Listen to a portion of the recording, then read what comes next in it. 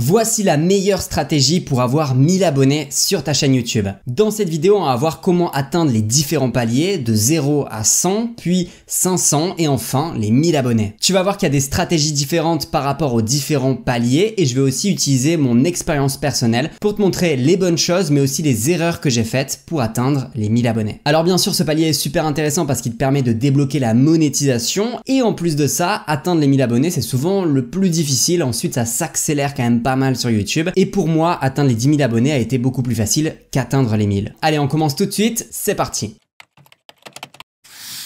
Première étape, de 0 à 100. Ce que font la plupart des gens quand ils commencent une chaîne YouTube et qui est une gravissime erreur, c'est d'en parler à tout le monde autour de soi, d'en parler à tous ses amis, à toute sa famille, de demander à des inconnus sur internet de s'abonner à leur chaîne YouTube. Et le problème avec ça, c'est que ça donne pas de bonnes informations à l'algorithme YouTube. Parce que l'algo, il va pas comprendre quelle audience est intéressée par ton contenu. Et il va pas non plus comprendre à qui proposer ton contenu. Personnellement, ce que j'ai fait quand j'ai commencé YouTube, c'est que j'en ai pas parlé à tout le monde. Alors plus parce que j'avais un peu honte des vidéos que je créais que par vraiment une grande stratégie. Mais en gros, ce que j'avais fait, c'est que j'en avais pas parlé à tout le monde. J'en avais juste parlé à mes meilleurs amis, mais pas à tous mes potes et à toutes les personnes inimaginables auxquelles je pourrais demander de regarder mon contenu. Et j'en avais parlé aussi à une toute petite partie de ma famille. Le bon point avec ça, c'est que ces gens-là me connaissaient. C'était vraiment des personnes très proches de moi. Et quand je sortais une vidéo, ils regardaient le contenu, probablement parce qu'ils étaient aussi un petit peu curieux. Et puis parce qu'ils me connaissaient dans la vraie vie. Mes 10 premiers abonnés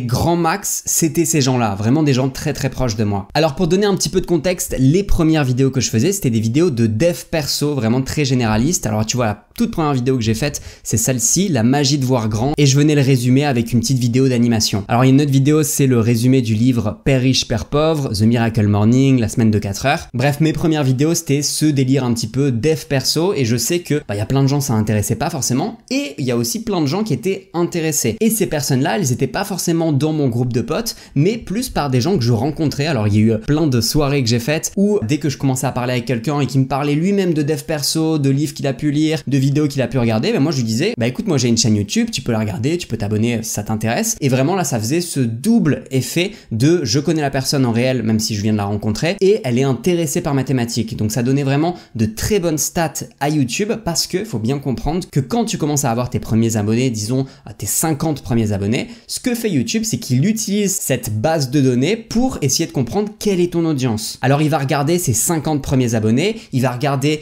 quelles vidéos ils ont regardé dans leur historique de visionnage, il va aussi regarder à quelle chaîne ils se sont abonnés pour pouvoir comprendre à quel type de personnes recommander tes vidéos. Si tu as bien fait ton boulot de partager ta chaîne YouTube à des gens qui étaient déjà intéressés par ta thématique, ça donne plein de très bonnes infos à l'algo YouTube et lui derrière, il va réussir à partager ton contenu sur les pages d'accueil de spectateurs similaires à ceux qui sont déjà abonnés à ta chaîne YouTube. Alors sans trop le savoir, j'avais fait les bonnes choses moi à l'époque et j'arrivais à avoir de très bonnes statistiques, que ce soit à la durée moyenne de visionnage et aussi le taux de clic parce que les personnes qui étaient abonnées, c'était des gens que je connaissais dans la vraie vie donc qui cliquaient sur les vidéos et la durée de visionnage était bonne parce que la plupart du temps, les gens qui étaient abonnés, ils étaient intéressés par le dev perso. Pour toutes ces raisons, il faut vraiment faire attention à pas partager ta chaîne YouTube à n'importe qui, mais des gens qui peuvent être intéressés par tes thématiques. Ça peut valoir le coup, par exemple, d'aller sur des groupes Facebook où les gens sont vraiment déjà dans ta thématique ou alors sur d'autres chaînes YouTube et en parler dans les commentaires, même s'il faut pas faire le gros lourdeau, bien entendu. Pourquoi pas sur des forums spécialisés. Et ce qui est important, c'est pas la quantité de personnes qui vont s'abonner à ta chaîne YouTube, mais c'est vraiment la qualité parce que pour toutes les raisons que je t'ai données, si tu arrives dès le début à avoir la bonne audience, ça montre à l'algo YouTube, regarde, la bonne audience c'est celle-ci, c'est des personnes qui sont similaires à mes 50, 60, 100 premiers abonnés. Et ce que fera l'algo, c'est qu'il essaiera de trouver un lookalike, c'est-à-dire des spectateurs qui ont un comportement et des intérêts sur YouTube similaires.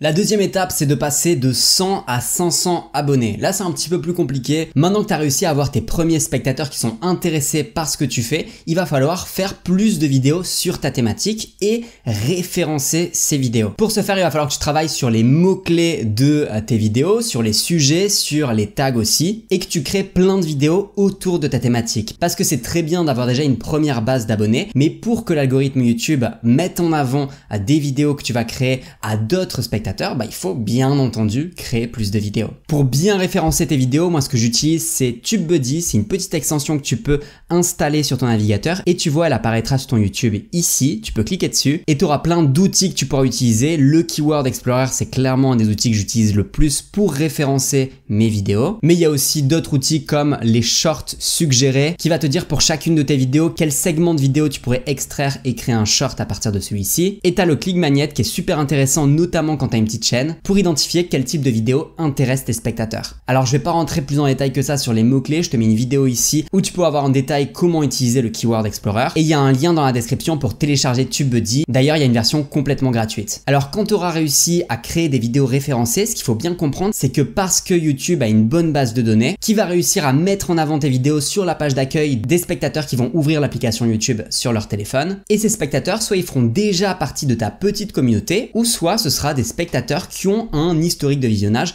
très similaire aux personnes qui sont déjà abonnées. Dans cette étape-là de 100 à 500 abonnés, c'est super important de dire aux personnes de s'abonner dans les vidéos parce que toutes les vidéos que tu vas créer ont un potentiel d'être référencées et d'être recommandées sur la page d'accueil ou dans les suggestions de vidéos. Donc vraiment quand une personne regarde ta vidéo, il faut pas qu'elle parte comme ça dans la nature sans que tu lui aies dit au moins de soit regarder d'autres vidéos ou soit de s'abonner. Parce qu'il y a toujours une chance qu'une personne regarde juste une de tes vidéos et puis parte et en fin de compte elle reclique jamais sur une autre, donc YouTube ne lui propose plus ta chaîne. Troisième étape, de 500 à 1000 abonnés. Alors déjà, si tu as réussi à avoir les 500 premiers abonnés, félicitations.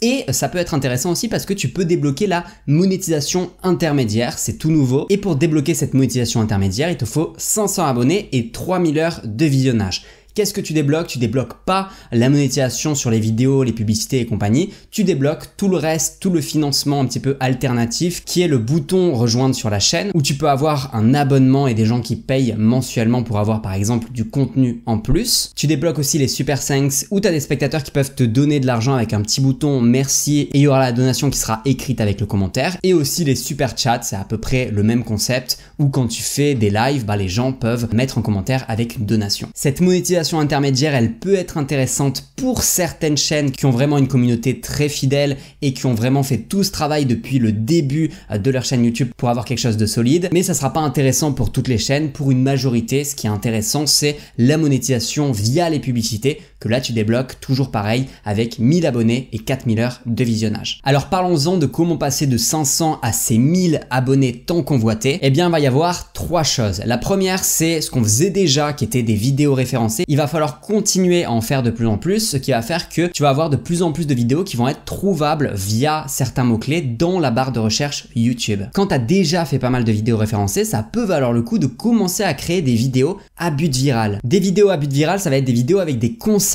et des idées un petit peu différentes de ce que tu fais. Ça va pas être le genre de titre comment faire ceci, mais plus vraiment des vidéos avec un concept et le but c'est d'avoir le taux de clic le plus élevé possible. Un exemple sur la thématique de la guitare, comment apprendre à faire de la guitare, c'est une vidéo référencée. Et je joue de la guitare pendant 30 jours, c'est une vidéo qui est plus à but viral. Dans le deuxième cas, cette vidéo n'est pas recherchée, les gens ne sont pas intéressés par cette recherche-là, mais par contre, ils sont intéressés par voir l'avancement, pour voir ce qui se passe au bout de 30 jours. Est-ce que le youtubeur en question s'est vraiment amélioré au bout de 30 jours, il arrive vraiment à être bon ou peut-être pas du tout. Normalement, à ce stade, tu devrais commencer à t'approcher des 1000 abonnés, mais il y a aussi des stratégies alternatives et que tu peux cumuler. Par exemple, faire des shorts, comme on a parlé tout à l'heure, tu peux, au lieu de faire des shorts complètement originaux, si ça te prend trop de temps, simplement sortir les meilleurs moments de vidéos que tu as déjà créés. Tu peux, avec l'outil qu'on a vu sur TubeBuddy, short suggérer, sortir facilement des extraits. Tu peux utiliser les posts communauté. Dans une autre vidéo sur la chaîne, je t'avais montré comment avoir accès aux posts communauté même quand t'as pas beaucoup d'abonnés.